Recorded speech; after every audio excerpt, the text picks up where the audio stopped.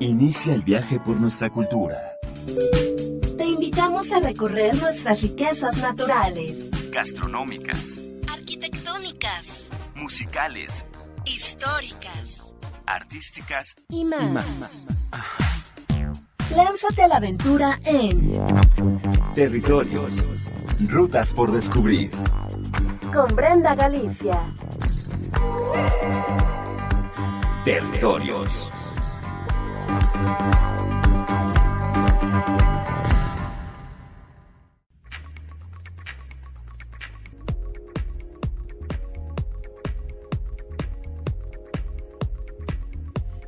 Una de la tarde con 6 minutos, continuamos en Territorios. Tengo aquí en la cabina a Mario González Suárez porque me va a platicar de Uno Conejo y vamos a comentar justamente sobre este libro que sin duda pues va a dar mucho de qué hablar. Bienvenido, Mario, ¿cómo estás?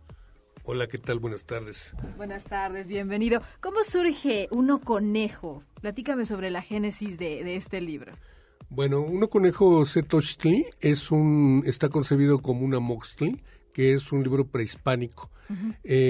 Hay una versión en códice que uh-huh. tiene casi 13 metros de largo. Uh-huh. Y esta es una novela escrita por un tlacuilo en el tiempo moderno y cuenta el último día de Tenochtitlan. Uh-huh. Por el lado que tiene el nombre en español, Uno Conejo, uh-huh. Es una voz individual uh-huh. Que cuenta lo que pasa ese día, y por el lado que tiene el nombre en náhuatl cuenta lo mismo, pero desde el punto de vista de una voz colectiva, ¿no? O sea, son muchas voces las que narran lo que pasa ese día. Uh-huh. ¿Cómo surge esta idea de realizar Uno Conejo y de partir sobre pues todo este patrimonio que tenemos los mexicanos para poder pues realizar esta novela?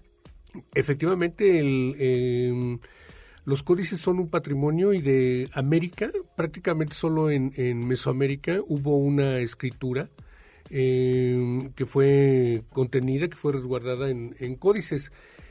Cuando llega Cortés a Tenochtitlan, había una biblioteca que tenía Moctezuma.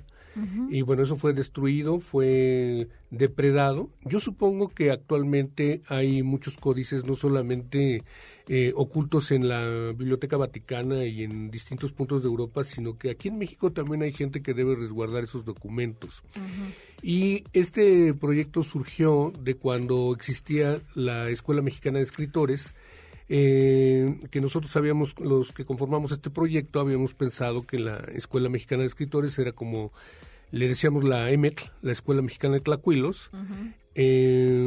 Y ahí empezamos a trabajar con códices. Teníamos en la idea de que un escritor, un tlacuilo, además de la obvia preparación en torno a la literatura y sus géneros, debe tener una preparación de mitología, de símbolos, de psicología profunda, uh-huh. como el tlacuilo prehispánico, que sabía de herbolaria, de anatomía, de astronomía, conocía el calendario adivinatorio, el Tonalpohualli. Uh-huh.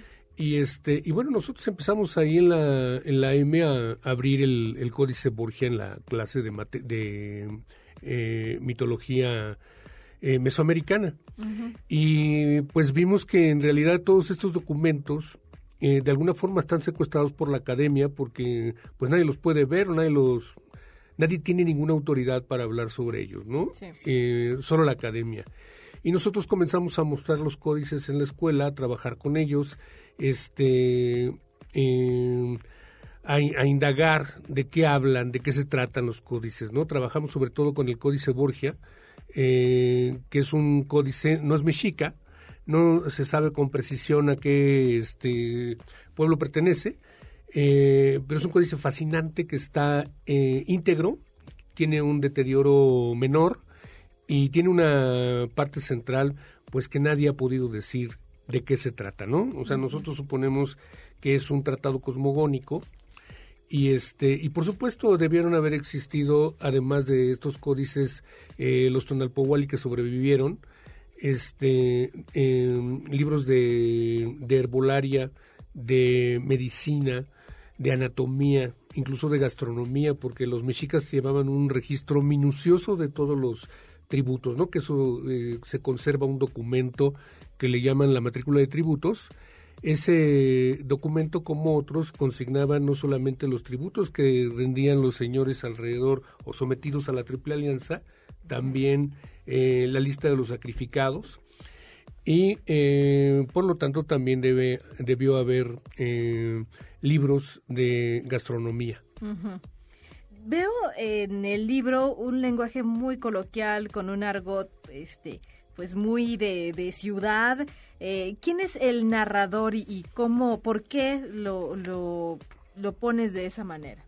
Mira, en el lado Uno Conejo, uh-huh, tenemos la voz de un operador de la delegación Iztapalapa, uh-huh, que ahora son alcaldías, y este operador está al tanto de lo que está sucediendo en la ciudad, porque se avecina una huelga de los trabajadores de Limpia, uh-huh, de Conagua, uh-huh, prácticamente todas las dependencias públicas. Va a haber una huelga para paralizar a la ciudad, ¿no? Van a cerrarle al agua, no van a dejar salir el drenaje, no van a recoger la basura y le van a bajar a la luz. Uh-huh. Con la intención de colapsar la ciudad, y bueno, esto está en medio de una batalla política, pues como en los tiempos mexicas, ¿no? Estas alianzas que se hacían entre los distintos señorías, y bueno, este operador trata de impedir que eso suceda. El Copili, el gobernante de la ciudad, como Moctezuma, que quiso huir al mundo de los muertos, no, uh-huh, quiere saber nada, ¿no? Y entonces él va a ver que la ciudad no se quede sin gobierno. Uh-huh. Y por el lado que tiene el título en náhuatl, pues son todas las voces de la ciudad, es la voz del pueblo, ¿no? De la Ciudad de México, de Tenochtitlan, y todo lo que está pasando ese día. Uh-huh. ¿Cómo dialoga este libro con pues nuestra sociedad, con esta aprehensión que tenemos del patrimonio, con nuestras raíces? Pues espero que dialogue, porque bueno, hay muchos detalles en el libro, ¿no? Una de las cosas que descubre el narrador de Uno Conejo es que las piedras, las esculturas monumentales que quedan en el Museo de Antropología han sido vendidas por debajo de la mesa. Uh-huh. Y mover esas piedras, pues es lo que va a acarrear la catástrofe, ¿no? Porque esas piedras no se deben mover. Uh-huh. Y en realidad todo este pasado indígena, pues no es un pasado, es algo que está aquí. Es un tema muy difícil de abordar, sobre todo para los mexicanos, porque por un lado ese mundo indígena está pavorosamente idealizado. Es, uh-huh, un mundo perfecto y maravilloso que los españoles vinieron a destruir impunemente. Uh-huh. Y por otro lado, en el tiempo presente, el mundo indígena es algo pues bastante despreciable. Entonces, entre la veneración al pasado y el desprecio al presente, vive el mundo indígena, ¿no? Es algo que no se ha terminado.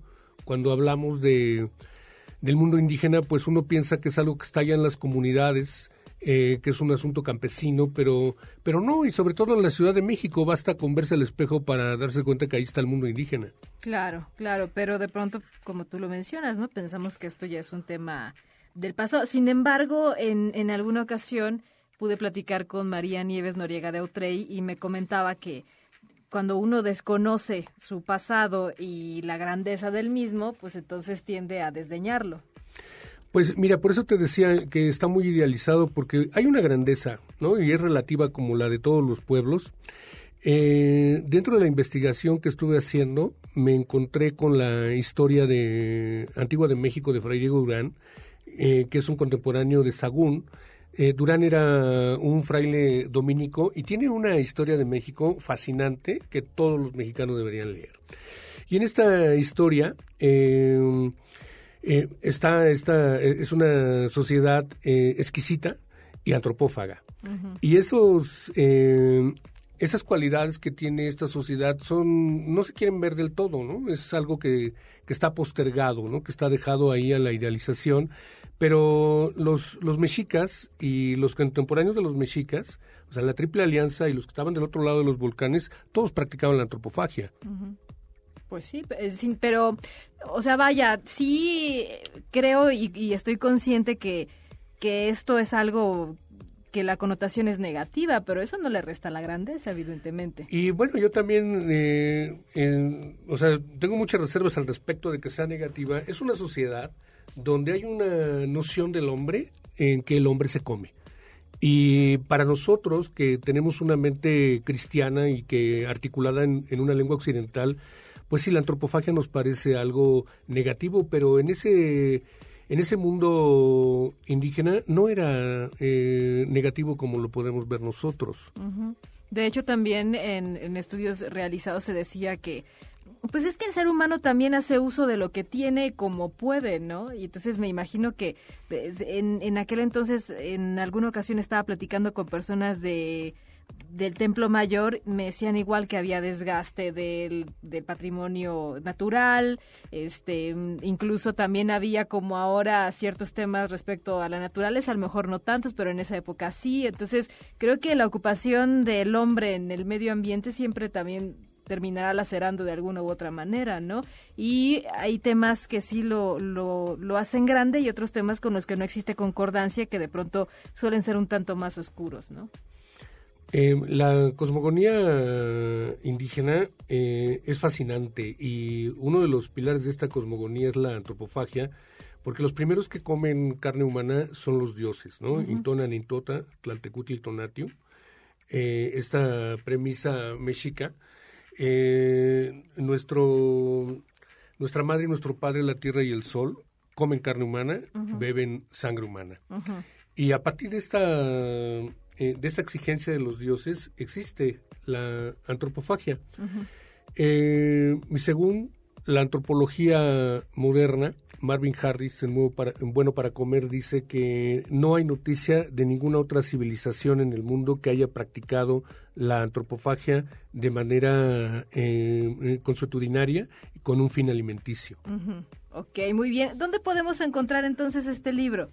Pues mira, voy a aprovechar para invitar al auditorio mañana a las 7 de la noche en la Casa Refugio Citlaltépetl, cita en Citlaltépetl número 25, se va a presentar el códice. Uh-huh. Y bueno, pues creo que se puede comprar en internet y empezará a estar en las librerías muy pronto, pero mañana se va a presentar el códice. Uh-huh. Este códice, la publicación del códice recibió un apoyo del FONCAP, pues para armarlo, ¿no? Para publicarlo.